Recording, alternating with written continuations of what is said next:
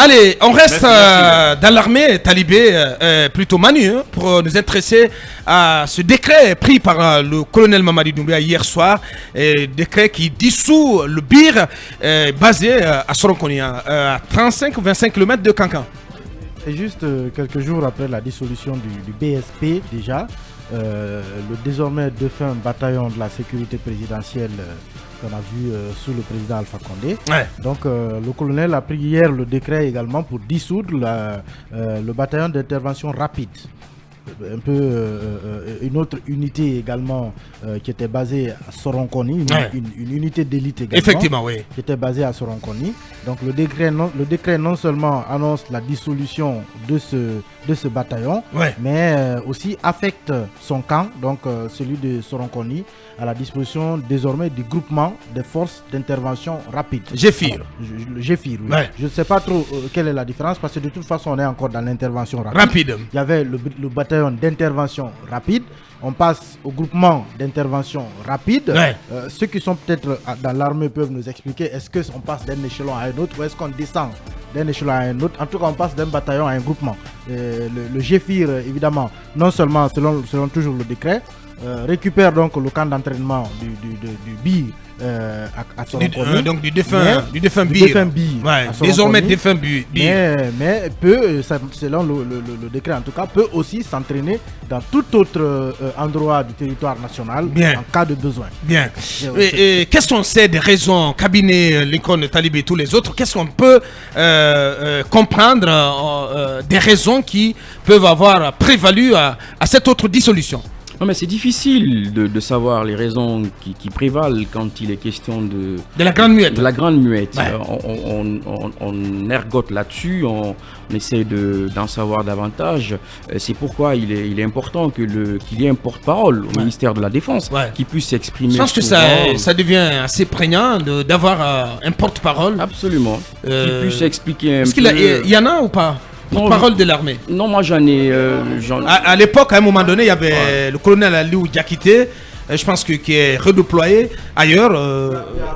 Oui, il y a une direction. Actuellement qui? Ousmane Toumani, l'ancien. Non, il est à la DIRPA, mais il n'est pas le porte-parole de l'armée. Attention. Mais c'est lui qui gère la communication. C'est la direction de l'information et des relations publiques des armées.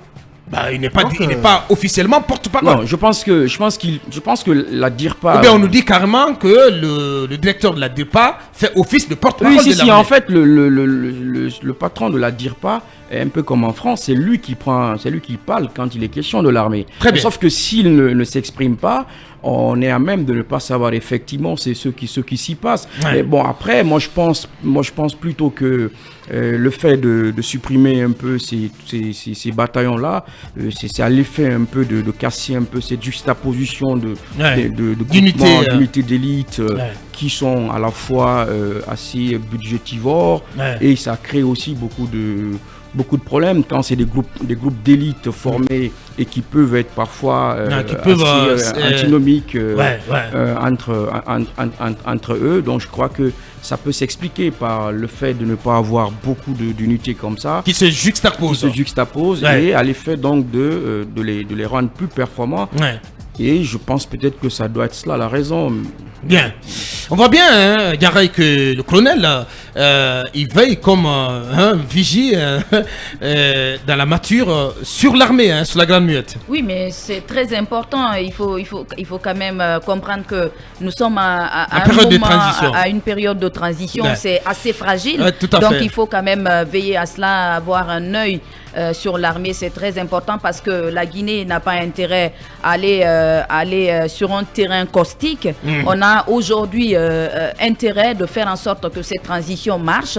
Et je pense que s'il a dissous le BIR, je pense que peut-être c'est la bonne décision. C'est la bonne décision à prendre. Mais en tout cas, on ne peut pas s'aventurer à donner des raisons que l'armée peut donner. Mais pour le moment, je pense que si le colonel l'a fait, il avait une bonne raison de le faire en fait. Et continue de garder la haute main sur l'armée. D'abord, une chose, c'est évidemment le colonel, le président actuel lui-même est un homme de l'armée. Il arrive par effraction. il a besoin d'abord de se constituer évidemment une armée moins agressive, en tout cas plus docile. Ça c'est la première remarque que moi j'ai fait. La deuxième, quand on prend le cas par exemple du BSP, le BSP n'existait plus que de nom parce que depuis le coup d'État, les hommes qui formaient cette unité ont été carrément chacun répartis dans sa caserne parce que c'était considéré en fait comme une garde prétorienne. Et donc le BSP, quand il l'a dissous, officiellement le BSP n'existait plus, il ne travaillait plus. Et vous prenez aussi ce bataillon d'intervention rapide qui est logé à Soronconi. N'oubliez pas qu'il y a un moment où on a lu plusieurs communiqués du FNDC dans lequel on accusait notamment le BIR d'intervenir dans l'interpellation des citoyens et d'activistes sociopolitiques. Donc, on peut, de ce point de vue aussi, si ces informations sont avérées, évidemment, parce que des véhicules du BIR intervenaient bien à Conakry, alors qu'officiellement c'est une unité qui est basée à Soronconi, on les voyait quand même arrêter des gens à Conakry. Et si j'ai bonne mémoire, ça posait un problème en ce moment entre l'Union européenne et l'État guinéen, parce qu'on estimait que les fonds qui étaient alloués au BIR ne devaient pas servir, enfin, le BIR ne devait pas être destiné à cette mission-là, alors qu'il est financé pour d'autres actions. Donc, quelque part, on peut aussi considérer que ce bataillon était lui aussi devenu une sorte de garde prétorienne et que, évidemment, sa dissolution, c'était comme... c'était une opération d'assainissement donc, des rangs de l'armée. Oui, cabinet. Non, je voulais rajouter que dans le cadre de la RSS, la réforme du secteur de sécurité et de la défense, une des recommandations, justement, c'est d'éviter une espèce de juxtaposition ou de prééminence, par exemple, de groupements d'intérêt, de groupes d'élite. Et je crois que c'est un peu la mise en œuvre de ça, parce qu'il faut rappeler que la RSS a été beaucoup vantée par le président Alpha Condé et le colonel Mamadi, qui est un formateur de base, comprend bien ce que c'est. Et ça évite donc d'avoir tout ça. Et comme Emmanuel l'a dit, et ça permet aussi de savoir effectivement les zones d'intervention de ces groupements-là. En avoir assez, c'est compliqué. La gestion, elle est difficile. Et je crois que la raison, elle peut s'expliquer aussi par ça. Talibi, très rapidement. Je pense que le colonel a une histoire presque personnelle avec le BIR. Vous savez, le BIR a été créé en août 2021. Beaucoup ont vu dans la création de ce bataillon une sorte de rival qu'on créait pour supplanter et même faire disparaître les forces spéciales du colonel Mamadi Doumbouya. Parce qu'on se rappelle bien, à l'époque, c'était au temps du Dr Mohamed Diané, qui était ministre de la Défense nationale. Beaucoup ont vu une démarche du Dr Mohamed Diané pour affaiblir et anéantir Mamadi Doumbouya. Beaucoup pensent même que la création de ce BIR a précipité les événements, a amené Mamadi à prendre les devants, à agir. Donc ce BIR-là, est-ce que ça veut dire qu'il n'existait également que de nom finalement, comme le bataillon de sécurité présidentielle, parce qu'on a écouté le chef d'état-major général des armées, le général Sadiba, lors de sa sortie la semaine dernière, qui disait qu'en réalité, le bataillon de la sécurité présidentielle, créé sous cette appellation sur Alpha Condé, n'existait pratiquement plus. Donc il valait mieux la dissoudre.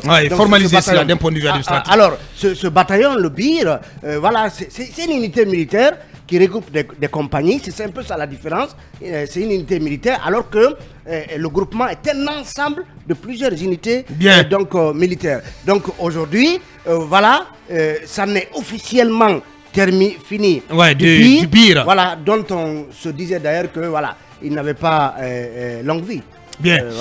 Voilà ce qu'on pouvait dire sur ces premiers sujets en entrée. On poursuit notre émission dans un court instant.